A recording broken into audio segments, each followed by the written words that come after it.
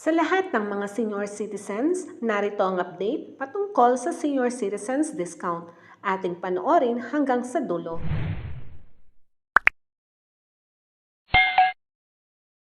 Inaprubahan na ng House Committee on Ways and Means ang senior citizens discount sa pagbabayad ng electric at water bill na may 15% discount.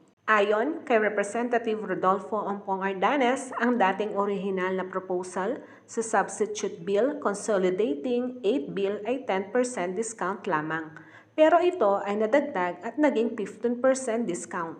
Dagdag pa niya, ang diskwento na makukuha ng mga seniors ay limitado lamang sa mga household na hindi kumokonsumo ng higit sa 100 kilowatts bawat oras sa kuryente at 30 cubic meters sa metered water. Kung sakaling ito ay may sa batas na, para makakuha ng diskwento ang mga household na may kasamang seniors, kailangan nilang i-update ang kanilang electric at water bill account para maipaalam sa utility company na may mga nakarehistro silang senior citizens upang maging eligible sa discount sa ilalim ng Expanded Senior Citizens Law.